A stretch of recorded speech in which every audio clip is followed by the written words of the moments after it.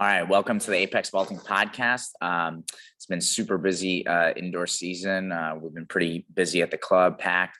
A lot of new athletes trying the vault for the first time. So it's been a little while since an episode. Our last episode, we talked with Robert Plum, and we talked about picking colleges and stuff like that. Now at this point of the year, I feel like a lot of people are heading to go to states, or they're going to a conference title or something like that. And for coaches and athletes alike, I want to discuss a couple topics, right? Before we go into that, of course, Apex Vaulting Podcast. If you enjoy it, please subscribe to it on iTunes Podcasts, or you can subscribe to our YouTube channel. It's just Apex Vaulting. Also for other social medias, Instagram, we're the real Apex Vaulting, and Apex Vaulting on Twitter and Facebook. If you have any comments or questions, or you need help with something, please feel free to email us at apexvaulting@gmail.com, and we'd love to help out. This is episode 106. So I guess what I'm going to start with, I had a couple tweets that I put out in the last couple weeks. One, I said, sometimes when coaching a meet, we feel the urge to make an adjustment, grip, pull, step, standards after every jump. We need to fight that urge, make adjustments when needed, and especially avoid over adjusting after someone just had a big clearance, right? I think it's only natural. I think sometimes as a coach, we feel like we always have to do something, all right? Or even if you're an athlete jumping at a meet, right? Like you may feel like, oh, well, I have to make a change. The bar's going up. I need to do something, right? And that's not always the case. I think sometimes like something you need to avoid, someone clears a bar by a lot. Okay, just leave everything the same. Wait till the next bar. Let's see, can they make that bar keeping the same grip, step, pull standards? Now if they hit it on the way up, or they actually blow through, or they come down, okay, now we can start playing the adjustment game and look at the variables and what we need to control. But again, try to avoid adjusting when not needed, because sometimes you might have someone clear a bar by a lot. You don't need to make any adjustments, and maybe you go up a pull or you go up a grip when you don't need to. And now all of a sudden the person comes down, and it's like that beautiful jump just turned into them getting stood up. Or, maybe now they don't hook up with the jump, or something happens, right? Well, now it's real tough. Like, do you go back down grip? Do you go back down a pole? Or do you now try to adjust and make it work when the athlete just showed you that it's not working, So again, I think try to make adjustments when needed. I know another thing that gets us to sometimes make these adjustments when it's not necessary is, for example, let's say, especially if you're a diligent athlete or a diligent coach, you have your numbers. You might have notes. That, okay, with this grip, this pole, I jumped X. Just for sake of argument, let's just say it's like, okay, well, I know when I was gripping 13.3 on my 1465, I jumped 14 feet. And the bar's going to 14, or I'm going for a PR. So I have to go on a bigger pole, or I have to be at that grip at least. But every day is different. I think sometimes like, hey, you'd be shocked. You might be able to PR on a smaller pole. You might be able to PR with less grip, and vice versa. I've seen situations where I've been at meets and, an athlete blows through, and they're like, well, I've never been on the next pole. Okay, well, today you do need to be on it. Like you just blew through, you have to go. So I think sometimes we get like married to these numbers, and we think, okay, we have to do it exactly the way we did it last week or a month ago when we jumped, 14, let's say, right? So it's like, that's not necessarily the case. Today's a different day. Maybe you're running faster. Maybe you're running slower. Maybe the runway's really nice. Maybe the runway's not really nice. Maybe the box is not exactly right. I know I've heard from a lot of people that sometimes they go to certain venues and they think the box is not deep enough, or it's too deep, or whatever the case may be.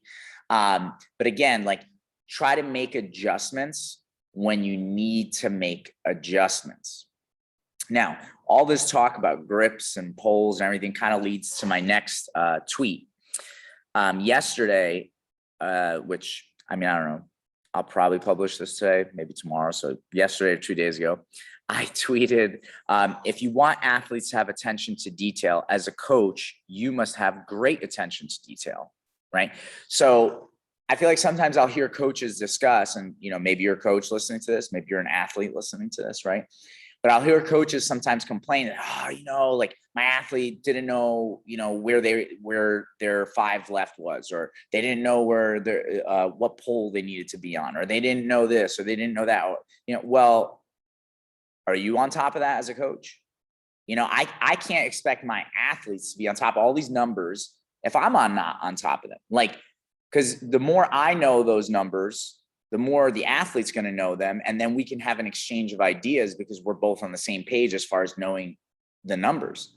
And I think attention to detail even goes deeper than that, right? I think a lot of times, there's certain universal things. Like, I think everybody likes a high pole carry. I think everybody likes, a nice tall run, stuff like that. And yet I'll watch athletes and they're not carrying the pole right. You'll see, like, and for those of you on YouTube, you'll see this, it's like, you'll see the wrist down, elbow flared up, and they're chugging along the runway like that. And it's like, okay, that's something that could easily be corrected during pole runs, pole drops, in warmups before you even get on the runway for a pole vault practice. But if you're not getting on top of your athletes about those little things, well, you're not having great attention to detail. Well, then those things are going to slip on your athletes. You're not going to see a nice pole carry. You're not going to see that wrist and elbow position that's proper while the athlete's running down the runway. You as a coach have to be on top of that. You have to be mindful too of, like, how are your athletes running? Are they front side? Are they back side? Are they developing their run progressively? Or are they like coming out really small out the back and then overstriding at the end? It's like, you have to pay attention to these variables as a coach in order for you to coach the athlete properly. And then also, furthermore, teach the athlete to pay attention to those things. But if you as a coach are not mindful of it, your athletes can't be mindful of it either. So as coaches, we have to be the first ones. We have to take that leadership role and pay attention to all these details so that the athletes start to pay attention to these details. Now, for those of you out there that are listening to this and like, well, I don't really have a coach, I'm on my own, well, you as a self-coached athlete, you have to start paying attention to these small details. These are things that are going to make a difference. Because I think, I remember an old video where they were interviewing Brad Walker when he was still jumping. And he was talking about, like, part of the problem with pole vault is so much fun. Everybody just wants to jump, right? And I think especially for athletes who don't, have a coach,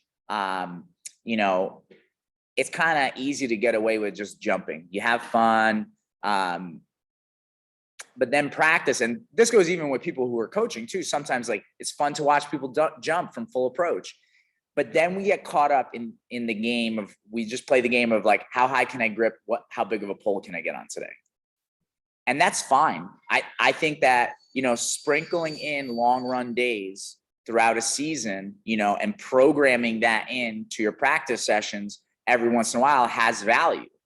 But if that's all you do, one practice after another is just, I go to my full run, my furthest run I can, I grip as high as I can, and I go on as big a pole as I can, you're going to plateau. You're going to hit a certain level where, like, okay, that's all the progress you're going to make with that. And once you plateau, if you keep going down that route, you're actually going to start to regress. So you have to be a little bit more mindful, again, going back to details, about how you program a practice. What do you do at practice? If practice is just, all right, let's jog a little bit, do a couple skips, get on the runway, do a couple pop-ups, and then back to a long run. Well, first of all, what are you doing with those couple pop-ups? I'd like to know that. But two, it's like, you're just going back to a full run every time. Again, you're going to plateau. So you have to start to pay attention to those details. If your run is a problem, well, maybe you need to spend more time even off the runway doing some run stuff. If your takeoff is an issue, maybe you need to do some takeoff drills, some various approaches with or without a carry.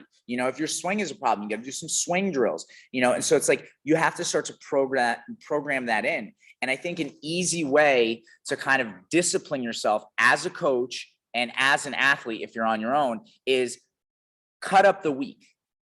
Let's say Mondays, okay, first day of the week, maybe you're fresh, you took Saturday, Sunday off, or Sunday was completely off. So Monday, you want to make that your big day. Fine. That's your big day. You're going to do that short warm up, get on the runway, get back to that long run. Let's push the limits. Okay, fine. Let's say Wednesday now, make that a drill only day. You're mindful of it. You are going from 3 lefts or inside of that, and you're only doing drills.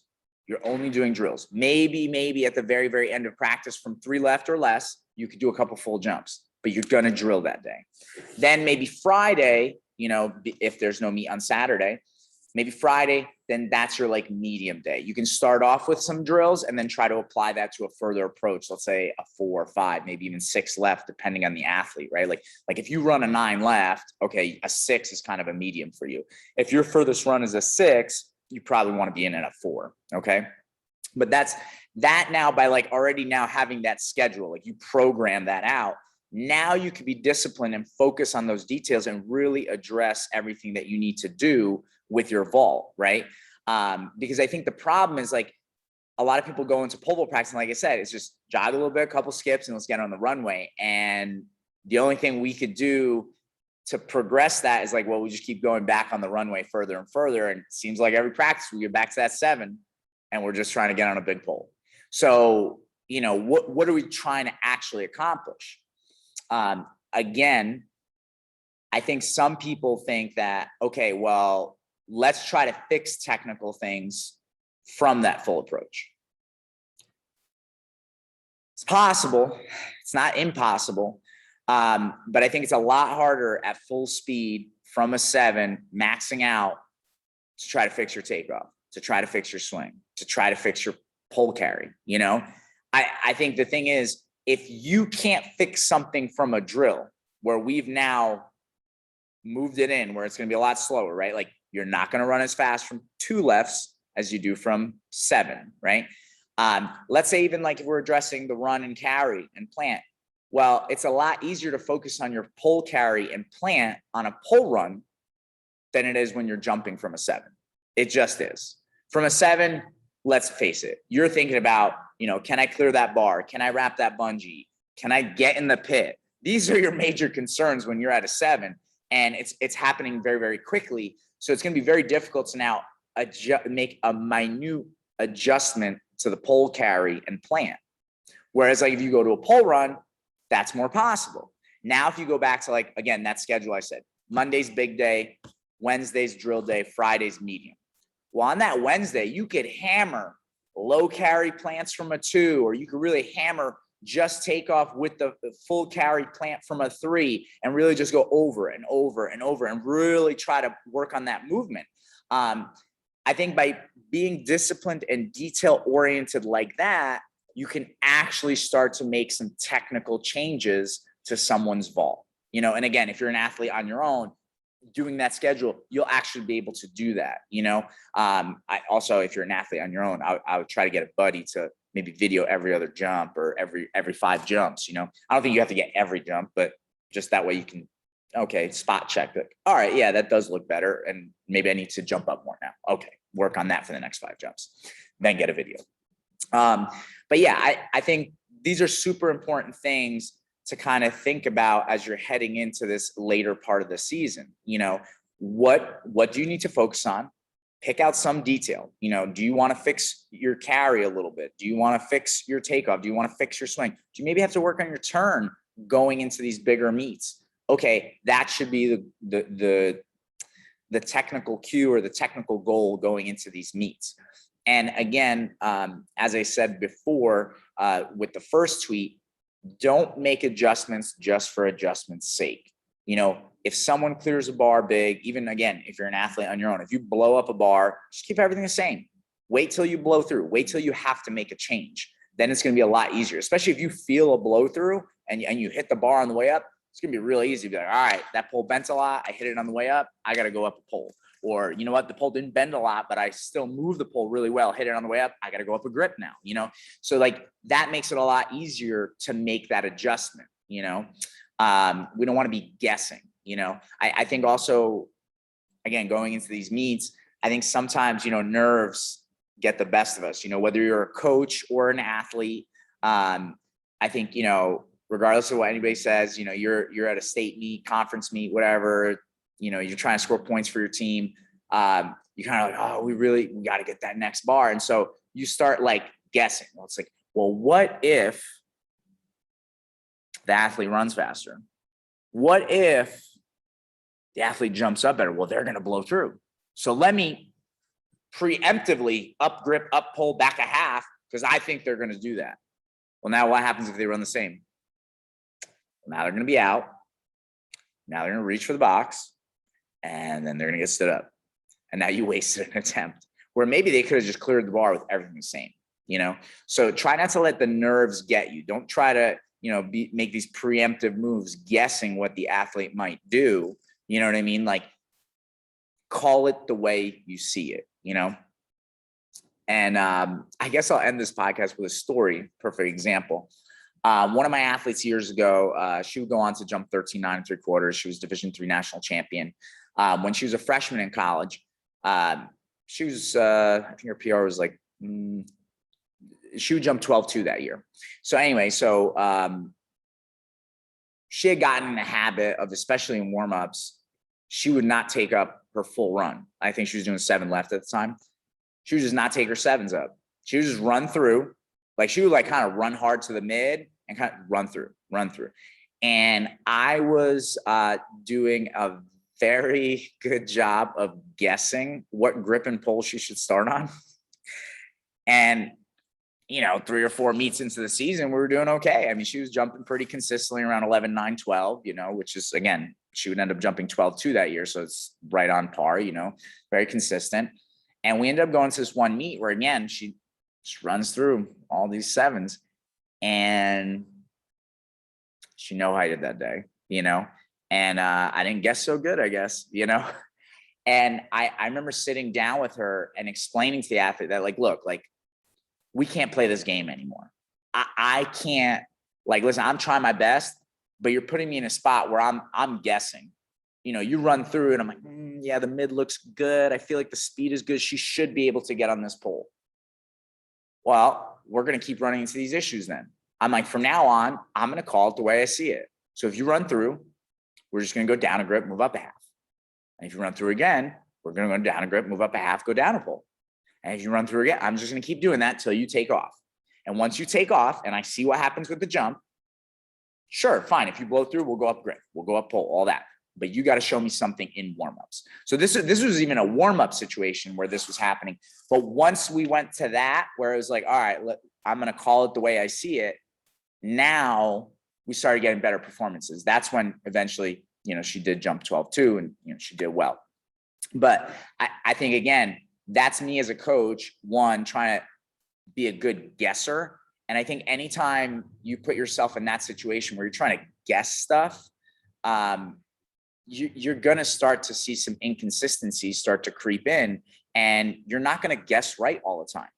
Like, I get it. You know, if you're at the state championship or you're at nationals and this is it, this bar, if they make it, they win, they miss, they lose, like whatever. All right. Sometimes we got to throw a Hail Mary, right? Like you got to make your best guess, and, you know, obviously in a safe way, but you got to make your best guess and, you know, hopefully it works. You know, every once in a while I get doing that. But if you continually do that every meet, you know, because you're trying to PR so bad, the thing is, inconsistency creeps in. I think your best bet is to call it the way you see it. Somebody clears the bar by a lot, keep everything the same. If somebody's not blowing through, don't go up a pole because you think they'll need it, you know, because I love, like, I can't tell you how many times I've heard the following. It's like, oh, I always run faster on my 3rd attempt. Maybe. Kind of sounds like the same thing where I hear people all the time. It's like, every time I'm running late, I always hit a red light. I think it's confirmation bias, right? You remember in your head every time you ran faster on your 3rd attempt and blew through, What you don't remember is all the third attempts where you get stood up or you didn't blow through and you just missed and whatever. You don't remember any of those. You also don't remember any of the third. You probably don't even remember the third attempt makes at like opening bars where you didn't make any changes. You just jumped better, but you do remember the blow throughs. You're like, damn, that day I could have went up a pole. I would have made it. It's confirmation bias, I think. There's far too many athletes that are always just like, oh man, I run faster in my third attempt. We need to go up. It's like, dude, you barely moved the pole in second attempt. We're not going up. I don't care. If I'm wrong, I'm wrong, but we're going to safely get into the pit in the next one. So again, I think, try to hesitate, over adjusting at meets, call it the way you see it. That'll help you a lot more. Because again, if you call it the way you see it, it's not only easier for you as a coach, but also for the athlete. And again, this is even for athletes who are kind of coaching themselves, but it's easier for you as an athlete because now it's like, okay, for me to have to go up a grip or for me to go up a pole, I'm going to have to move this pole better.